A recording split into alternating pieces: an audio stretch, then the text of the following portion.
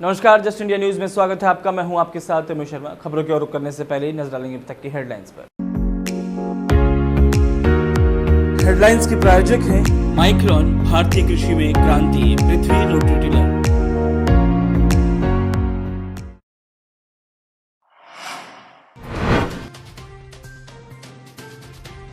छब्बीस 20,000 के पार पहुंचा कोरोना संक्रमितों का आंकड़ा। 800 से ज्यादा लोगों की गई जान। हरियाणा में 292 कोरोना संक्रमित का आंकड़ा।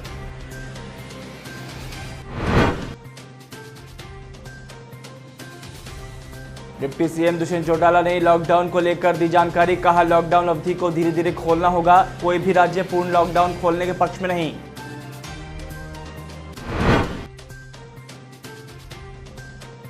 खरीद केंद्रों पर अव्यवस्था को लेकर सांसद दीपेंद्र हुड्डा ने जताई चिंता। दीपेंद्र बोले, बारिश से बचाव की व्यवस्था करे सरकार। उठान में देरी के चलते मंडियों में नहीं है जगह। और कांग्रेस प्रवक्ता ने भी मनोहर सरकार पर साधा निशाना। रणदीप सुरजेवाला बोले, किसान विरोधी है खट्टर दुष्यंत चौटाला सरकार। गेहूं और सरसों खरीद में किसान आड़ती मजदूर की हो रही है दुर्गति। खबरों के प्रायोजक हैं Oscar super speciality hospital and trauma centre. Corona virus कोविड-19 का कहर थमता नजर नहीं आ रहा है। इसके कारण दुनिया भर में मौतों का आंकड़ा 2 लाख के पार जा चुका है। वहीं संक्रमितों की कुल तादाद 28 लाख से ज़्यादा हो गई है। भारत में कोरोना के अब तक 26,000 से ज़्यादा केस सामने आ चुके हैं। ये रफ्तार दिन ब दिन बढ़ती ही जा रही है, जो चिंता का विषय है। सरकारी आंकड़ों के मुताबिक 824 लोगों की जान जा चुकी है और अभी 19,868 एक्टिव केस है, जबकि 5,803 लोग ठीक होकर डिस्चार्ज हो चुके हैं। हरियाणा की बात की जाए तो हरियाणा में 292 तक पहुंच चुका है कोरोना संक्रमितों का आंकड़ा और हरियाणा में अब तक 3 लोगों की जान जा चुकी है। हरियाणा के उप मुख्यमंत्री दुष्यंत चौटाला ने कहा है कि कोरोना वायरस के मद्देनजर 3 मई तक राष्ट्रव्यापी लॉकडाउन अवधि को धीरे धीरे और चरणबद्ध तरीके से खोलना होगा। वर्तमान समय में कोई भी राज्य पूर्ण लॉकडाउन खोलने के पक्ष में नहीं है। जहां तक शराब की दुकानें खोलने की बात है तो 3 मई तक ये बंद रहेंगी। संकट की इस घड़ी को देखते हुए सरकारों को केवल राजस्व के बारे में नहीं सोचना चाहिए, बल्कि एकजुटता के साथ केंद्र सरकार का सहयोग करना चाहिए ताकि कोविड-19 महामारी पर शीघ्रता से नियंत्रण पाया जा सके। दुष्यंत चौटाला ने कहा कि कोरोना महामारी से निपटने के लिए हरियाणा ने अन्य राज्यों की तुलना में बेहतर प्रबंध किए हैं और इसके चलते राज्य में कोरोना वायरस से ठीक होने वाले मरीजों की दर राष्ट्रीय औसत से कहीं बेहतर है। डिप्टी सीएम दुष्यंत चौटाला ने कहा कि केंद्रीय गृह मंत्रालय द्वारा जारी दिशा निर्देशों की अनुपालना में राज्य में औद्योगिक और आर्थिक गतिविधियों को चरणबद्ध तरीके से सामान्य स्थिति की ओर ले जाने की पहल की गई है और इनको पुनः संचालित करने के लिए उद्योगों से ऑनलाइन आवेदन आमंत्रित किए गए हैं। उन्होंने कहा कि उद्योगों की श्रम शक्ति की संख्या के अनुरूप संचालित करने की अनुमति प्रदान करने के लिए खंड, जिला और राज्य स्तर पर कमेटियों का गठन किया गया है। नवनिर्वाचित राज्यसभा सांसद दीपेंद्र सिंह हुड्डा ने मंडियों में अव्यवस्था को लेकर सरकार पर निशाना साधा है। उन्होंने क्या कुछ कहा है, आइए देखते हैं। आज प्रदेश के कोने कोने से बारिश की खबरें आ रही हैं। ऐसे में साथ में मंडियों में अव्यवस्था की भी खबर आ रही है। कहीं तिरपाल नहीं है, कहीं बारदाना नहीं मिला है, कहीं उठान नहीं हो पाया है, जिसकी वजह से हमारा जो किसान जिसने सोना पैदा किया है वो सोना भीग रहा है और खरीद की जो गति है वो हरियाणा में वो संतुष्टिजनक नहीं है, अभी तक नहीं बन पाई है। तो मैं आग्रह करना चाहता हूँ, बार बार सरकार से हमने पहले भी आग्रह किया है, क्योंकि अनुमान पहले ही था कि बारिश आ सकती है, इसकी तैयारी की जानी चाहिए थी। मैं आज भी आग्रह करता हूँ सरकार से कि तैयारी करे, हर प्रकार से व्यवस्था बने कि गेहूँ ना भीगे और सारा उठान जल्दी से जल्दी हो। उदाहरण के तौर पे इस बार अनुमानित जो पैदावार है गेहूं में हरियाणा में वो 133 लाख मैट्रिक टन की है और अभी तक उठान केवल 3.84 लाख मैट्रिक टन का उठान हुआ। कांग्रेस के राष्ट्रीय प्रवक्ता रणदीप सुरजेवाला ने किसानों को लेकर मनोहर सरकार पर जमकर निशाना साधा है। सुरजेवाला ने कहा कि खट्टर दुष्यंत चौटाला सरकार प्रदेश के इतिहास की सबसे किसान विरोधी सरकार साबित हुई है। गेहूं और सरसों खरीद में किसान, आड़ती मजदूर की आए दिन हो रही दुर्गति और बेइंतजामी बीजेपी और जेजेपी सरकार के निकम्मेपन का जीता जागता सबूत है। उन्होंने रात से पूरे उत्तरी हरियाणा और अधिकांश हरियाणा में हो रही बारिश ने धरतीपुत्र किसान का पीला सोना यानी गेहूं पानी में बहा दिया और खट्टर सरकार के दावों की सारी पोल खोल दी। भारी बारिश से लाखों क्विंटल गेहूं न केवल गीली हो गई बल्कि सरकार की गैर इंतजामी के चलते किसान आड़ती बर्बादी की कगार पर आ खड़े हुए हैं। सुरजेवाला ने कहा कि खुद मुख्यमंत्री मनोहर लाल खट्टर के जिले करनाल में बदहाली का आलम है और सभी मंडियों और परचेज सेंटर्स में किसान और आड़ती की दुर्दशा सुनने वाला कोई नहीं है। एक तरफ आज तक भी वेब पोर्टल सुचारू रूप से नहीं चल रहा और दूसरी तरफ आज भी किसान को डायरेक्ट पेमेंट की शर्तों को लेकर आड़ती और सरकार में सहमति नहीं बन पाई। ऊपर से 12% से अधिक नमी होने पर किसान की फसल को खरीदने से इनकार किया जा रहा है। पंचकुला में विश्वास फाउंडेशन ने शिवा मार्केट एसोसिएशन सेक्टर 9 में ब्लड डोनेशन कैंप लगाया। ये कैंप पीजीआई चंडीगढ़ में खून की कमी पूरी करने में सहयोग करने के लिए लगाया गया और इसमें 71 लोगों ने रक्तदान किया। यूँ तो रक्तदान के लिए 92 लोग आए थे, लेकिन 71 का ही ब्लड लिया गया है। ये कैंप सुबह 9:30 बजे से दोपहर 2 बजे तक चला। कैंप का संचालन पीजीआई ब्लड बैंक की टीम ने किया। सभी डोनर्स को ब्लड बैंक टीम द्वारा रिफ्रेशमेंट दी गई। इस मौके पर शिवा मार्केट एसोसिएशन के प्रधान सुरेंद्र बंसल और राजेंद्र गुलाटी भी मौजूद थे। शहर में पूरी तरह से लॉकडाउन होने के बावजूद डोनर्स में उत्साह मिला। विश्वास फाउंडेशन की जनरल सेक्रेटरी साध्वी नीलिमा विश्वास और सुरेंद्र बंसल ने बताया कि कोरोना वायरस के संक्रमण के मद्देनज़र ब्लड डोनेशन कैंप में सोशल डिस्टेंसिंग समेत अन्य पैरामीटर्स का पालन सुनिश्चित किया गया है। इसके तहत ब्लड डोनर्स की भीड़ नहीं लगने देने के लिए 4-5 डोनर्स को ही एक टाइम पर बुलाया गया। इसके लिए डोनर्स को पहले से संदेश देकर घर पर फ़ोन कॉल आने का इंतज़ार करने को कहा गया था। पीजीआई ब्लड बैंक के associate professor doctor Suchet Sahdev ने बताया कि जब से कोरोना संक्रमण फैला है और फील्ड में ब्लड कैंप लगाए जा रहे हैं, वहीं रविवार को सेक्टर 9 में लगा कैंप सबसे ज़्यादा कामयाब रहा। भारतीय जनता पार्टी के सीनियर लीडर और प्रदेश के पूर्व सहकारिता मंत्री मनीष ग्रोवर के लिए दिन हो या रात, आंधी हो या बारिश, उनके हौसले को कोई हिला नहीं सकता। उनका मजबूत हौसला रविवार को समय देखने को मिला जब तड़के करीब 3:30 बजे साइकिल पर सवार होकर वो भिवानी स्टैंड पहुंचे।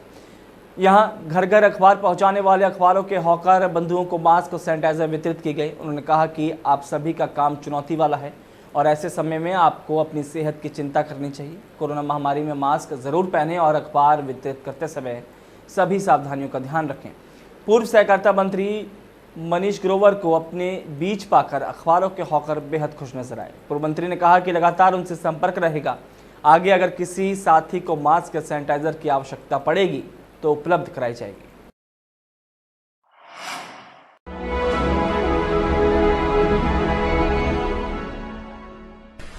चाचा, आपने नया घर बनवाया है तो घर की छत पर कौन सी शीट लगवाई है?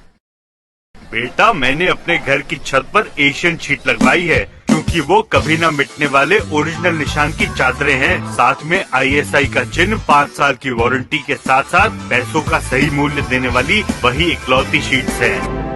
क्योंकि नाम नहीं, पहचान जरूरी है। रोहतक उपायुक्त RS वर्मा ने बताया कि कोरोना वायरस संक्रमण से बचाव के लिए देशव्यापी लॉकडाउन के दौरान जिले में प्रशासन द्वारा प्रवासी मजदूरों और जरूरतमंद व्यक्तियों की सभी मूलभूत सुविधाएं उपलब्ध करवाई जा रही हैं।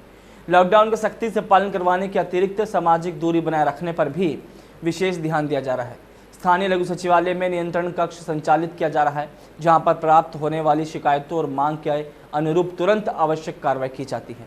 डीसी वर्मा ने बताया कि प्रशासन द्वारा 14,690 क्षमता के 45 आश्रय स्थल स्थापित किए गए हैं, जिनमें से 9 में से 508 प्रवासी मजदूर रह रहे हैं।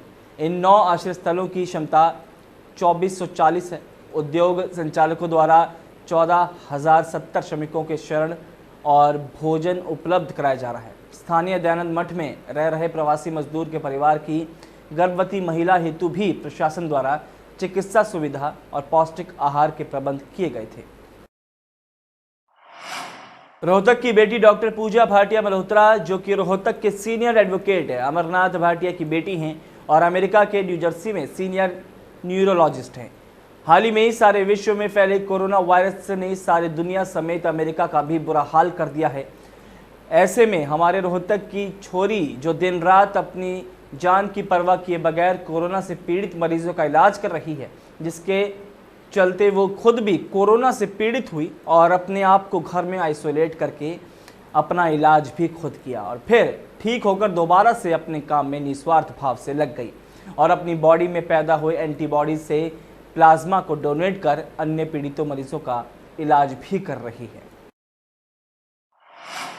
रोहतक में बीजेपी के पूर्व जिला अध्यक्ष रमेश भाटिया ने घर पर परिवार सहित भगवान परशुराम की जयंती मनाई और इस दौरान हवन यज्ञ किया गया, जिसमें पूरे परिवार ने कोरोना रूपी महामारी से दुनिया को बचाने को लिए प्रार्थना की गई और दोबारा से जिंदगी पटरी में लौट आए, इसकी कामना की गई। इस दौरान पूर्व जिला अध्यक्ष रमेश भाटिया ने कहा कि भगवान परशुराम ने अत्याचार के खिलाफ जो जंग जीती थी, वही समय आज दोबारा कोरोना महामारी के रूप में आ गया है।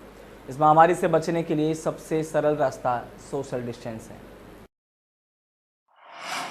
रोहतक में गौड़ ब्राह्मण शिक्षण संस्थान के आजीवन सदस्यों की बैठक रविवार को सेक्टर 2 स्थित भगवान परशुराम आश्रम में निवर्तमान महासचिव कृष्ण कौशिक की अध्यक्षता में हुई। बैठक में सभी पदाधिकारियों ने सोशल डिस्टेंसिंग का पूरा पालन किया। संस्थान के पूर्व पदाधिकारियों और आजीवन सदस्यों ने भगवान परशुराम की प्रतिमा पर पुष्प अर्पित किए। इस मौके पर कृष्ण कौशिक ने कहा कि भगवान परशुराम ने अत्याचार के खिलाफ जो जंग जीती थी, वही समय आज दोबारा से आ गया है। कोरोना महामारी के रूप में ये आया है और इस महामारी से बचने के लिए सबसे सरल रास्ता सोशल डिस्टेंसिंग है। उन्होंने लोगों का आह्वान किया कि वो इस महामारी के दौरान सरकार की हिदायतों का पालन करें, साथ ही ज़रूरतमंद और गरीब लोगों की जितना संभव हो सके तन मन धन से मदद की जाए।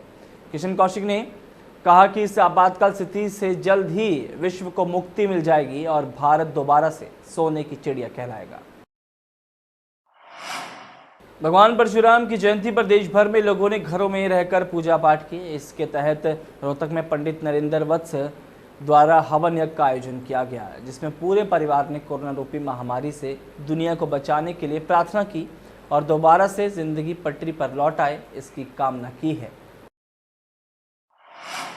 70 वर्ष की आयु में देश में कोरोना आपदा जैसी भयंकर बीमारी के संकट का अनुभव करते हुए रोहतक की सरोज कौर अपने परिवार की ओर से स्वर्गीय पति की मिल रही पेंशन से 1 लाख रुपए दान में देने की घोषणा की है। अपने बेटे और पोते के साथ रोहतक के जनसेवा संस्थान पहुंची। उनके साथ हरियाणा व्यापार मंडल अध्यक्ष विजय लक्ष्मी चंद गुप्ता भी साथ थे। इस मौके पर सरोज कौर ने 50,000 रुपये जनसेवा संस्थान के महंत महामंडलेश्वर डॉक्टर परमानंद को चेक देकर और 50,000 रुपये प्रधानमंत्री नरेंद्र मोदी कोरोना आपदा रिलीफ फंड में आरटीजीएस कराकर दान देकर समस्त परिवार को पुण्य का भागी बनाया। सरोज कौर का कहना है कि आज देश पर कोरोना आपदा का संकट बढ़ता जा रहा है। ऐसे समय में हर देश के नागरिक को आगे आकर देश के प्रधानमंत्री और सामाजिक संस्थाएं जो आपदा की इस घड़ी में लोगों तक भोजन और राशन उपलब्ध करा रही हैं, उनकी दिल खोलकर मदद करनी चाहिए।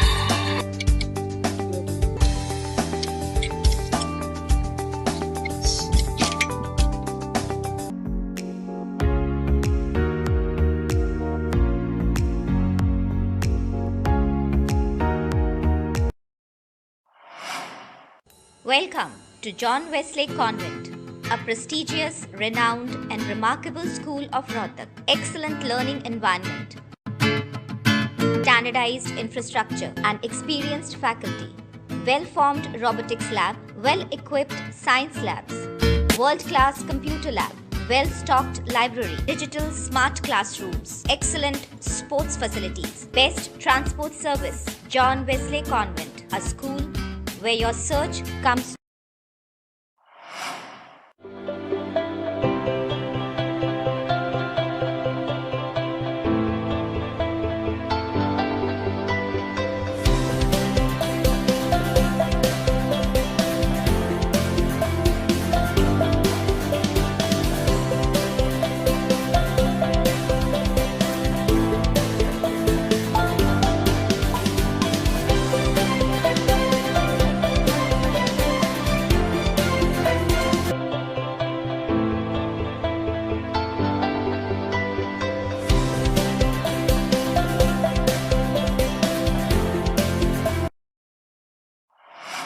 इस बुलेटिन में फिलहाल इतना ही, दीजिए इजाजत, नमस्कार।